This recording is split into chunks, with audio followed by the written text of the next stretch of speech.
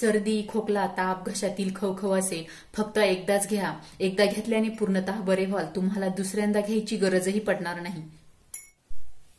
नमस्कार, घरगुती उपाय या चॅनलमध्ये आपले स्वागत आहे. थंड वातावरणामुळे सर्दी, खोकला, ताप येणे ही एक साधारण गोष्ट आहे, परंतु वयस्कर व्यक्ती तसेच लहान मुले लगेचच या आजाराला बळी पडतात. वारंवार बाहेरील औषध घेतल्याने त्याचे दुष्परिणाम हे आपल्या शरीरावर होत असतात. काही व्यक्तींना तर थंडीच्या दिवसामध्ये नेहमी सर्दी होत असते.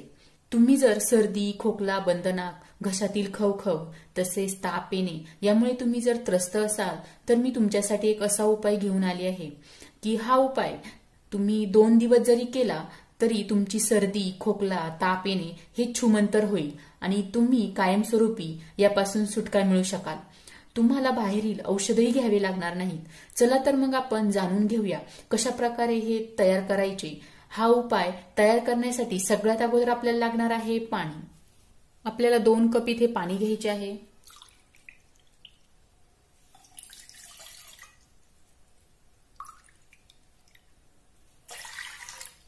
त्याचबरोबर आपल्याला घ्यायचे आहेत काळे मिरे.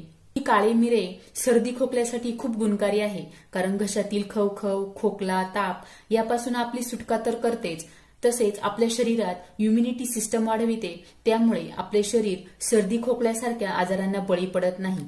ही 10 ते 12 काळे मिऱ्याचे दाणे तुम्ही खलबत्त्यात बारीक करूनही घेऊ शकता. मी ते इथे असेच टाकणार आहेत पाण्यामध्ये. त्याचबरोबर आपण यामध्ये टाकणार आहोत लवंग. आपल्याला इथे 2 लवंग घ्यायचे आहेत. तर हे लवंग कसे घ्यायचे ते पहा. तर अशा प्रकारे वरतून टोपी असणारे लवंग घ्यायचे आहेत. असे बिना टोपीचे लवंग आपल्याला नाही घ्यायचे. असे टोपी असणारे 2 लवंग आपण पाण्यामध्ये टाकणार आहोत.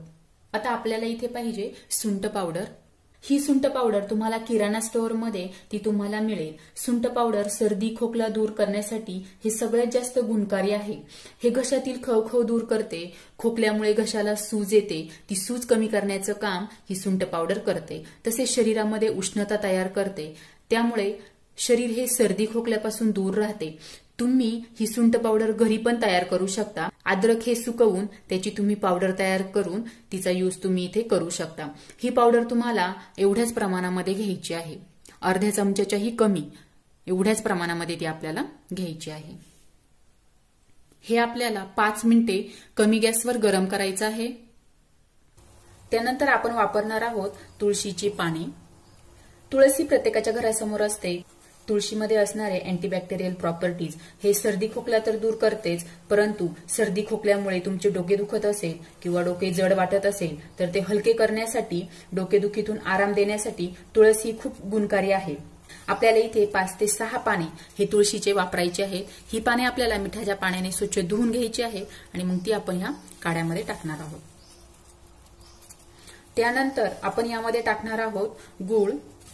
हा गूळ काढ्याला गोडवा आणण्याबरोबरच घशातील खवखव तसेच सूज हे कमी करते. त्याचबरोबर सर्दीमध्ये जर गूळ घेतला तर त्याचे शरीराला खूप फायदे होतात.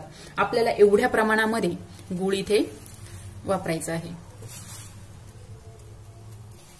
हे आपल्याला व्यवस्थित गरम होऊन द्यायचे आहे. हे पाणी 1 कप राहिले की गॅस आपल्याला बंद करायचा आहे. हे आपण गाळणीच्या साहाय्याने गाळून घेणार आहोत.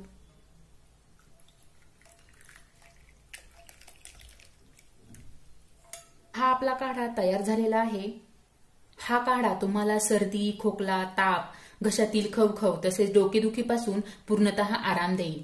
तर याचा प्रयोग कसा करायचा हे आपण माहीत करून घेऊया. हा काढा घेताना तुम्हाला 2 गोष्टींची काळजी घ्यायची आहे. पहिली गोष्ट म्हणजे तुम्हाला तेलकट पदार्थ खाणे बंद करायचे आहे आणि दुसरं म्हणजे ज्या वेळेस तुम्हाला हा काढा घ्यायचा आहे तो तुम्हाला गरमच घ्यायचा आहे.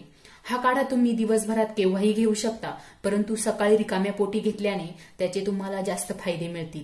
हा काढा पिल्याने तुमच्या घशाला आराम मिळेल, सूज कमी होईल. 2च दिवसात हा काढा सर्दी, खोकला, ताप हे गायब करील. छातीतील होणारा कफही कमी करेल.